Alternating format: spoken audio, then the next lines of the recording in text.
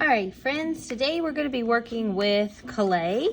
We're going to be building little fairy houses, little gnome houses. This is what your finished little gnome house might look like, or maybe you've seen some in the PowerPoint that you want to do as well. We have some different things we're going to be learning about today. One is texture and one is form. So creating using a slab to create walls, and then also making slabs out of this extra clay, either creating a cone for your roof, or you can just cut your roof and lay it on top just like this. And then we're going to be adding extra details. This person, their last name was Victor, so they put a V.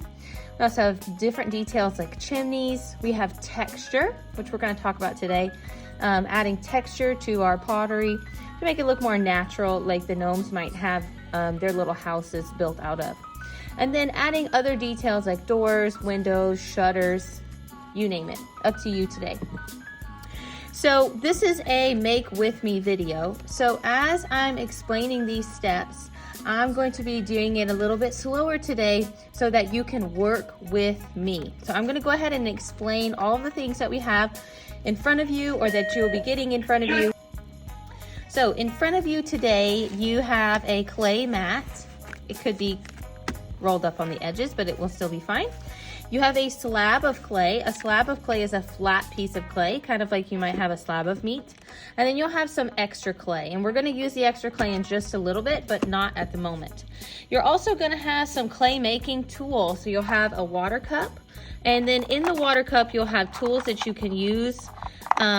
And then there are these marker caps you can use as well. Pencils work really great. These clay pencils work really great for adding details. This is a cutting tool, so you can use to cut with. And then this is a toothbrush, which you can use for slip and scoring, and that's how we attach two pieces of clay together. Also at your desk, there will be a baggie, and inside the baggie are these texture plates. And we're actually gonna be using them first. And each side of the texture plate has a different texture, so you can decide which texture you want to do. I have several different ones. We're going to be adding texture and working with the walls of our gnome house first. So you can go ahead, find a texture plate, and like I said, you can share them at your desk. You can look at them, flip them over, see which side of the texture plate that you like the most. So grab a texture plate. We're going to take our texture plate, and I think I like this side of it, lay it on top of your slab, and then you're just going to give it a gentle press. And you're going to press because we want the texture of the texture plate to make an impression into the clay. You don't have to press super hard because it could accidentally stick. So there we go, we have an impression, and it's okay that the clay stays on there. It will eventually dry off. All right, now what we want to is we want to kind of make like an even rectangle. So if you have some jagged edges over here, we're just going to trim those off. Make it look nice and symmetrical for a rectangle. Anything extra, put it to the side. We're going to use it later. All right, now we have our textured rectangle. We've trimmed it off. We're going to make this look like a cylinder. So a cylinder is a three-dimensional form that has circles on either side. So what we're going to do is we're going to have to attach these two sides together. So I'm just going to overlap them like this. And then I'm going to pinch. So I have my thumbs and my fingers. And I'm going to smooth them out. And you can take a toothbrush if you want and score this a little and smooth it out with your finger. That's up to you. The water, the little bit of water that's on the toothbrush will help smooth this out and make it look like one even piece. Okay, so now we've pressed those together. My base is pretty stable, so you want a nice stable base. It's not wobbling around. So you may just want to tap it a little bit and make sure it's nice and stable.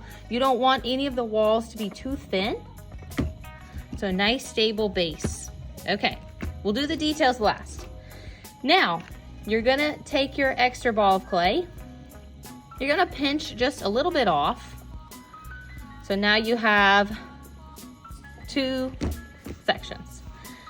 You wanna keep one section much bigger because this is the roof that we're gonna be making. And then this is just extra. So if you can think about what else would you want to add to your gnome house? A chimney, details, shutters, doors. That's what you're gonna make out of this. So that's why we have 2 extra sections. You're gonna roll it, the larger piece, in the palms of your hands. A long, long time ago, clay's been around forever, but people didn't have special tools. They mainly just had their hands. So use the palms of your hands, this part of your hand, to round this into a ball. And now we're gonna kind of flatten it out. So I like to do this 1-2 flip. So 1, 2, and then flip. If you were with me last year, we did the same thing on our fish. 1, 2, flip. And the reason we're flipping is because we don't want it to stick. 1, 2, flip. Okay, so this is where we can get a little variety on our roof. If you think about a roof can be made out of all sorts of things. So you could have a flat roof if you wanted just a flat rounded roof. And you can see what your roof would look like.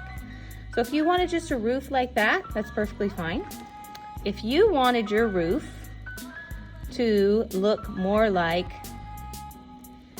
a cone or look more dome shape and more rounded, then you would just need to pinch this around with your fingers and kind of make like a little pinch pot.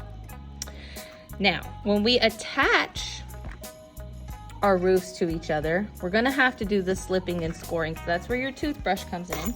You're gonna dip it in your water cup and you are going to brush the top of this. And you'll notice it's kind of making a paste. And that's what we want. We want a nice paste. We don't want it to be too wet. We want a nice paste. And there's probably only 2 or 3 toothbrushes per table, so you may have to share. And then I'm gonna kind of do this in the inside right here, just a little bit, if you can. This is called slipping and scoring, and this is what you need to do to attach 2 pieces of clay together. Okay, now I'm just going to lay them, I'm gonna keep this flat, and I'm just gonna push this on. And if you can get your fingers in there and smooth it out, that would work too. Okay, so now my roof is on. Now I can start decorating and adding to my gnome house. So you can actually cut a door. So this is a great cutting tool if you want to cut a door in your gnome house. You can have a door that's slightly open like this, or maybe it's all the way open and it's just stuck on the side, or maybe it's completely off. Anywhere that you cut though, this is going to turn to stone. It's going to be hard when I fire it. So anywhere that you make a cut or anywhere you take clay off of, you have to get a little bit of water on your fingers and smooth it out. Also, if you see a bunch of cracks in your clay, then you want to smooth those out as well. Okay, so I have a door, but you can easily use a pencil tool and just draw a door. So instead of cutting a door out, you can easily draw one. Then we're gonna have a little bit of extra clay. So you can make some other things in your gnome house. You can make windows. I like making tiny miniature little slabs. And then anytime you attach 2 pieces of clay together, we have to slip and score it, press it on, and smooth it out. Anytime. So that's my little window. I'm gonna use this tool. Actually, I think I'm gonna use this tool and make little dentions in it. There we go. And I think I want to add a little chimney. If you do cut out a door in your base, that's totally okay. It's just, it may not be as strong anymore. So just remember that.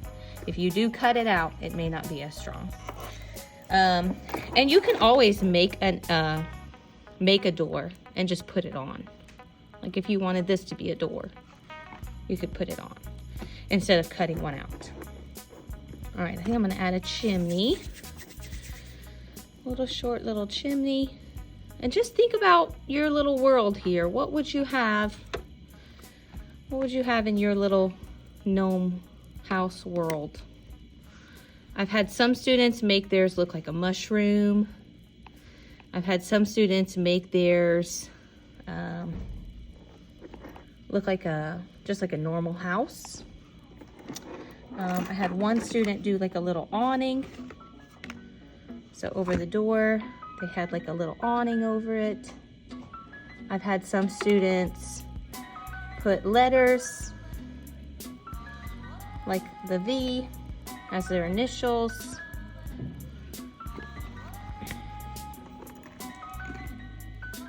I've even had some students make little gnomes. So they added like a little ball play. And then they made a little gnome hat. So just have fun with it.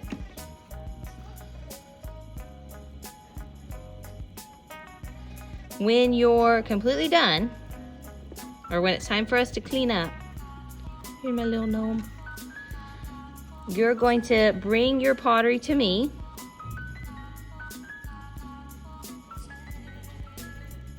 And I'm gonna put your name on it.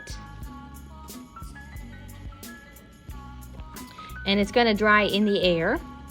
And then hopefully I can load it in the kiln and fire it. And it will be ready for us to glaze it next week. So this would be a great finished gnome house. If you wanna add texture in your roof, you totally can do that. I also have these little marker caps. So they make really great for making impressions in the clay. They work really great for making textures in the clay. You think about a gnome coming from nature. There's a lot of natural textures that you might have in nature. So anything like that. All of your tools, when you're done, all of your tools will go back where you got them. Marker caps go in the cup, and any extra clay will all get put together, and you will bring your gnome house and your extra clay to me. And I will put your name on your gnome house, and I'll put the extra clay in a baggie. And you will need to wash your hands in the wash bucket and not the sink.